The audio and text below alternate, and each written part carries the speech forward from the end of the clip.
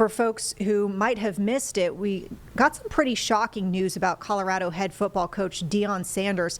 He had a press conference today announcing that he had actually been diagnosed with bladder cancer and he had surgery to remove his bladder.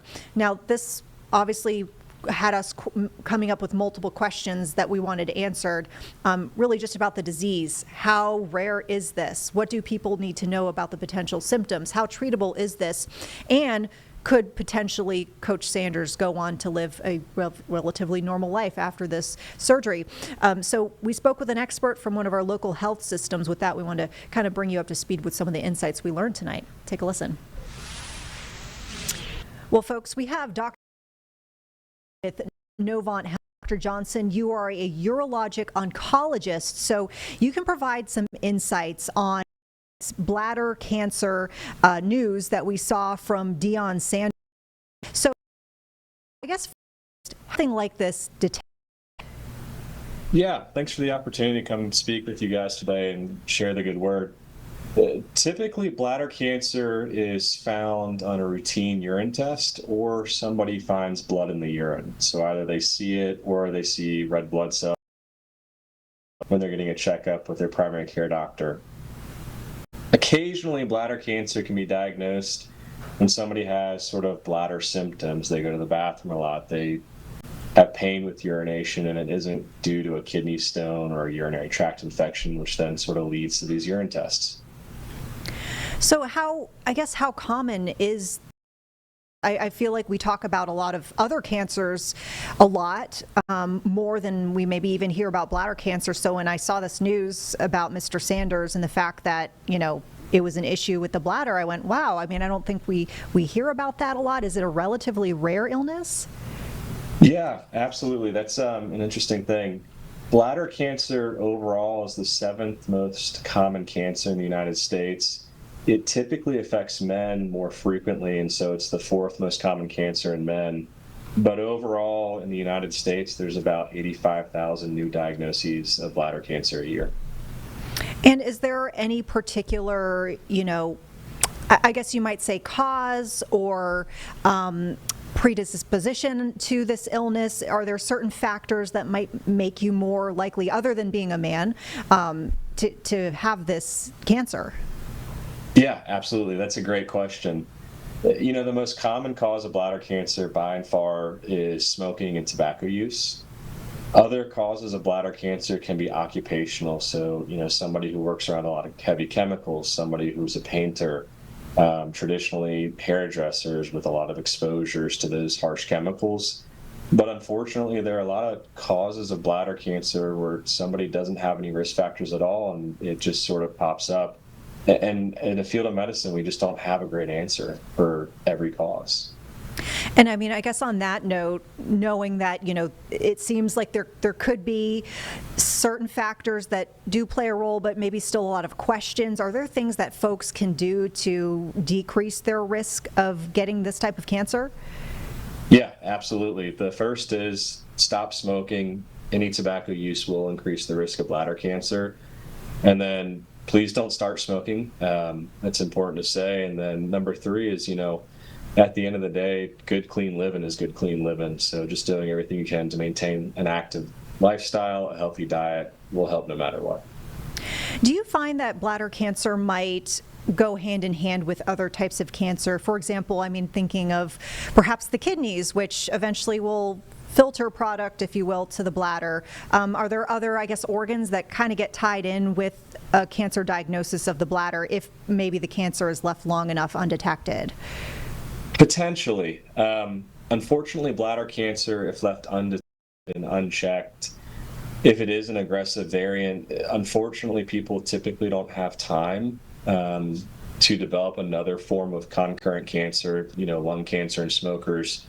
But there are some folks that, again, do develop similar types of cancer to bladder cancer in the kidneys and tubes that drain the kidneys, and that's called upper tract urothelial cancer.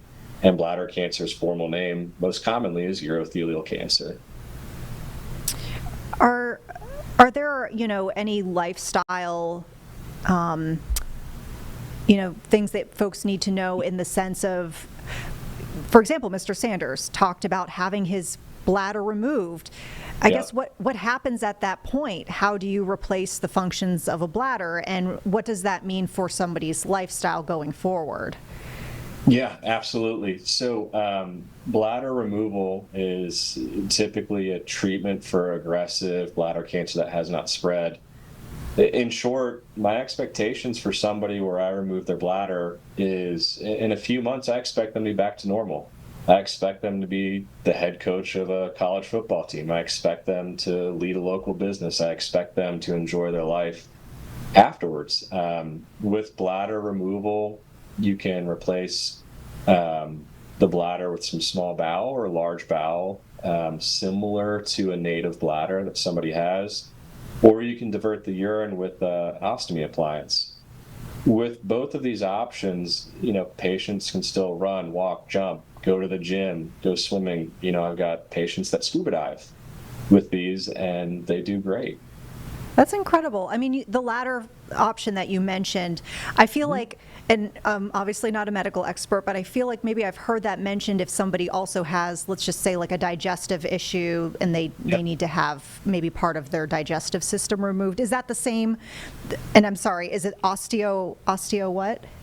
Ostomy. Oh, So ostomy. Yeah, the bag. Okay. So it would live outside their body, like it would be outside their body on a regular basis?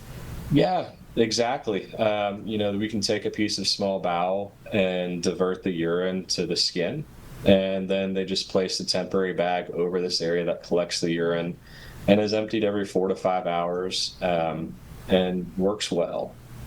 People recover well from it and they do well. And a lot of folks might have these, with digestive system ostomies or urostomies, urine ostomy, underneath their clothes, and they'd be walking around at the mall. You'd see them out in public and you just never know. So it is a very treatable disease. But I think the important thing too is, even if it requires major surgery, and a lot of times it does, I still expect somebody to have a great quality of life and enjoy time with their loved ones and friends. Yeah. I'm sorry if this is kind of like a weird, in the weeds, nerdy You're type fine. of question, but I get fascinated by medical stuff, to be honest. And, if you do have one of those bags, does your body somehow get cues that, for example, your fake bladder is full? Like, any other human being will get cues when their bladder is full and they're like, oh, I got to go to the bathroom now. Yeah, and that's the really interesting thing about the human body. We're always learning, whether we're conscious of it or not. And so, if somebody does elect to have a new bladder made in their pelvis, which is where your bladder is with small bowel, they can get the sensation that they're starting to have increased pressure. And that's, at the end of the day, water weight, right? And then also, if somebody has a diverting ostomy appliance, that bag sticks to their skin and they can kind of start sensing those changes that are happening and say, oh, like it's time to go empty the bag in the restroom. So yeah, they definitely can. Yeah, and again, it's a learning process. I think one of my favorite analogies is, I tell folks that need this, it's kind of like learning how to ride a bike. You're going to fall down, you'll get cut up, bruised, scraped, but with enough time, with enough practice, it'll just turn into second nature, and that's, a skill you'll always have. Yeah.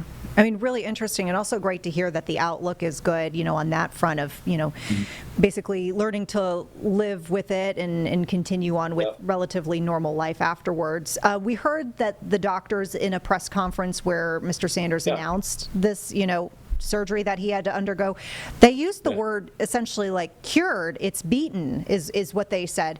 Is this a situation where, would he need any sort of follow-up to make sure that there isn't cancer elsewhere, or do doctors usually feel pretty confident once the bladder is gone that this is a one-and-done situation? Yeah, that's a great question. So I would say it sort of all depends on the type of bladder cancer that Coach Sanders had, right? There are types of bladder cancer where we have to talk about chemotherapy treatments afterwards. There are types of bladder cancers where it's just routine surveillance. And of course, the aggressiveness of the cancer will sort of dictate that schedule. But, bladder cancer patients, we're typically following them for at least 5, usually 10, if not more years after surgery to ensure there's no recurrence. Yeah. Anything that you want to leave us with before we wrap things up here, Dr. Johnson, whether, it's a message to folks at home who are hearing this story and going, wow, I didn't know this was a thing, or maybe anything general about the Sanders case? Yeah, no, thank you. I'd say the first thing is, and I hate to sound like a broken record, please don't start smoking. If you are smoking, please stop or attempt to.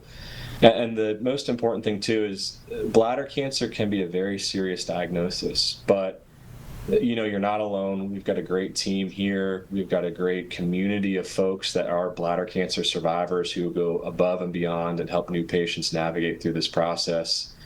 And this is really a time where I think community makes a big difference, whether it's me, the surgeon, the medical oncologist, or the other staff members in the clinic.